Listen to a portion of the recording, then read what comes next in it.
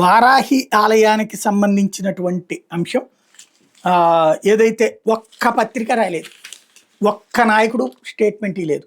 ఇదివరకు జగన్ టైంలో ఏదైనా దేవుడికి సంబంధించినటువంటి అంశంలో చిన్న ప్రాబ్లం వస్తే పెద్ద చర్చ నడిచేటటువంటి స్టేజ్ నుంచి ఇప్పుడు హిందూ సంఘాలు స్పందించలేదు.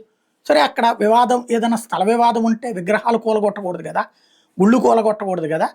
అట్లాంటిది ఇదివరకు కూడా స్థల వివాదాలు ఉన్నాయి, కూలగొడితేనే పెద్ద రచ్చ జరిగింది కదా. ఇప్పుడు మరి ఎవరు మాట్లాడకపోవడం ఏంటో అర్థం కాలేదు. ఒక్క సాక్షి వాళ్ళు వెంటపడుతున్నారు.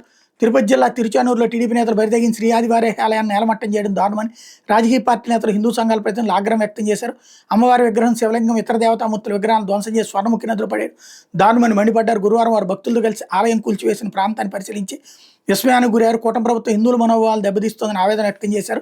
రాష్ట్రంలో సనాతన ధర్మానికి చేటు చేస్తుంది టీడీపీ నేతలను దాడులకు పాల్పడ్డ విగ్రహాలు ధ్వంసం చేయడం, ఏకంగా ఆలయాన్ని కూల్చివేయడం దారుణమని తీవ్రస్థాయిలో విరుచుకుపడ్డారు. కూటమి ప్రభుత్వం మనుషులకే కాదు దేవుళ్ళకి, ఆలయాలకు సైతం రక్షణ లేకుండా పోయిందని ధ్వజమెత్తారు.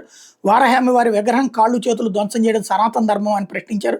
ఇలాంటి ఘటనలు ఎన్ని జరుగుతున్నా వారాహి వారికి భక్తుడిగా సనాతన ధర్మ పరిరక్షకుడే చెప్పుకున్న పవన్ కళ్యాణ్ ఎందుకు నోరు మెదపడం లేదని ప్రశ్నించారు.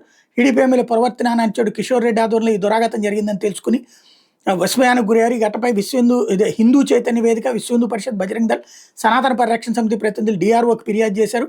ఈ సందర్భంగా పలువురు నేతలు మీడియాతో మాట్లాడిన వివరాలు చూస్తే ఆలయం కూల్చివేత దారుణం అంటూ వెంకటరాయలు జనసేన తిరుపతి మండలాధ్యక్షుడు, కూటమి పాలనలో హిందుత్వానికి బేటలు అంటూ ఐరాల లోకేష్ కాంగ్రెస్ పార్టీ ఇన్ఛార్జ్ చంద్రగిరి నియోజకవర్గం, అమ్మవారి ఆగ్రహానికి గురికాక తప్పదంటూ చెవిరెడ్డి హర్షిత్ రెడ్డి వైఎస్ఆర్ కాంగ్రెస్ పార్టీ విద్యార్థి విభాగం అధ్యక్షుడు, అట్లాగే కలెక్టర్కి ఫిర్యాదు చేసినటువంటిది వచ్చేటప్పటికి గురువారం హిందూ చైతన్య వేదిక, విశ్వ హిందూ పరిషత్, బజరంగ్ దళ్, సనాతన పరిరక్షణ సమితి ఆధ్వర్యంలో వారాహి అమ్మవారి ఆలయ నిర్వాహకులతో కలిసి కలెక్టరేట్ వద్ద నిరసనకు దిగారు. అనంతరం డిఆర్ఓకి ఫిర్యాదు చేశారు.